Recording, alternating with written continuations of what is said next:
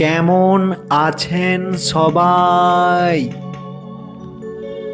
সকলকে হরে কৃষ্ণ জানিয়ে শুরু করছি আজকের মায়াপুরের এক বিশেষ প্রতিবেদন।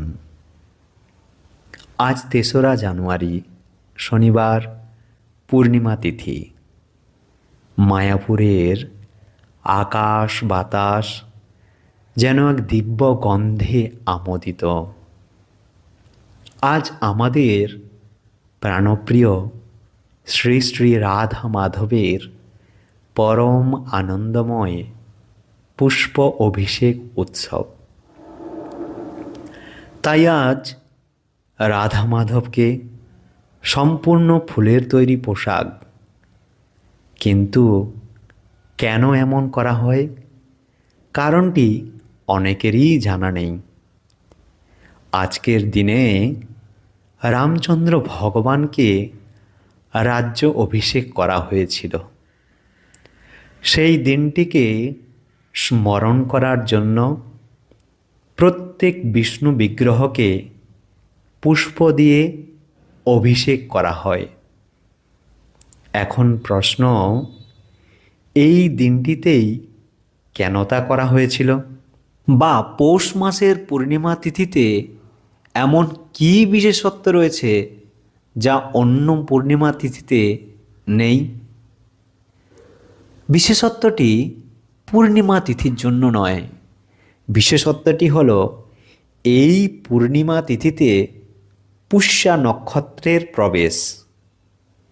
এই সময়টিকে অতি পবিত্র বলে গণ্য করা হয় এবং এই অতি পবিত্র সময়ে জন্মগ্রহণ করেছিলেন দেবতাদের গুরু বৃহস্পতি।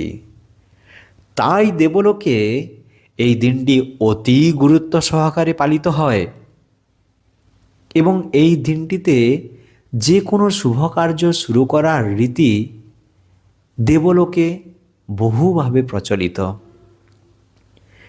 এই জন্য প্রাচীন কাল থেকেই এই দিনে শুভ কাজ আরম্ভ করার রীতি বহুকাল পূর্ব থেকেই চলে আসছে।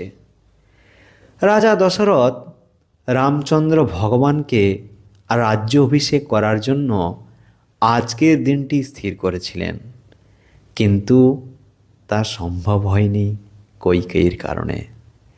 ভরতকে তিনি প্রতিজ্ঞা করিয়েছিলেন 14 বছর শেষে রাজ্য অভিষেকে একদিনও যাতে বিলম্ব না হয়। তাই এই দিনটিতে রামচন্দ্র ভগবানকে অভিষিক্ত করা হয়েছিল। আজকের দিনে পুরীর জগন্নাথকে রঘুনাথ বেশ করা হয় যদি পূর্ণিমার সঙ্গে পুষ্যা নক্ষত্রের যোগ থাকে।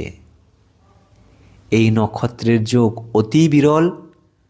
আজ থেকে 121 বছর আগে অর্থাৎ 1905 সালে শেষ পুষ্যা নক্ষত্রের যোগ ছিল পূর্ণিমার সঙ্গে। নতুবা এই দিনে সোনাবেশ করা হয় জগন্নাথকে। যেই বেশ আমরা জগন্নাথ রথযাত্রার সময়ে যখন মন্দিরের বাইরে থাকেন তখন আমরা দর্শন করি, আবার মন্দিরের ভেতরে আজকের দিনে এই সোনাবেশ আমরা দর্শন করতে পারি। এছাড়াও গোপীরা মাঝে মাঝেই কৃষ্ণকে ফুল দিয়ে সাজানো, ফুলের অলংকার পরানো, ফুল দিয়ে অভিষেক করা তো আছেই। সেই সঙ্গে গোপসখারা খেলার ছলে তাদের রাজা কৃষ্ণ বা বৃন্দাবনের সমস্ত বনের রাজা কৃষ্ণ এই হিসাবে ফুল দিয়ে অভিষেক করতেন। শীতকালে অন্য পানীয় দিয়ে অভিষেক করার পরিবর্তে ফুল দিয়ে অভিষেক করা এক বিশেষ গুরুত্ব লাভ করেছে। এখন আপনাদের সামনে 2026 সালের মায়াপুরের পুষ্প অভিষেকের কিছু মনোমুগ্ধকর, অভাবনীয়, অবিশ্বাস্য, রোমাঞ্চকর দৃশ্য।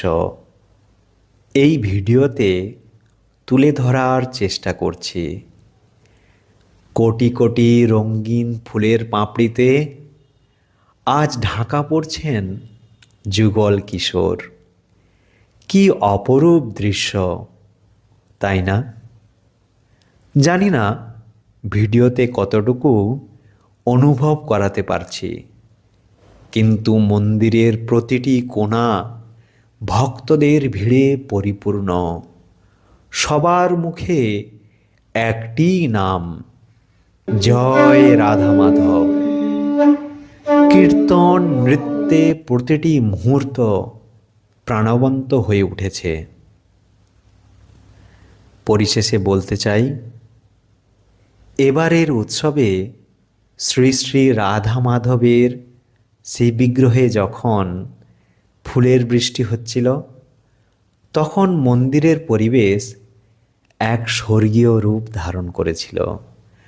ভক্তদের ভিড় আর ফুলের সুবাসে মায়াপুর যেন গোলক বৃন্দাবনে পরিণত হয়েছে। যারা মায়াপুরে আসতে পারেননি, তারা এই ভিডিওর মাধ্যমে ঘরে বসেই প্রভুর এই অপরূপ লীলা দর্শন করুন।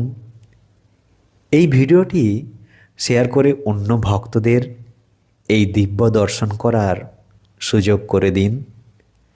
আজকে এখানেই শেষ করছি। হরে কৃষ্ণ।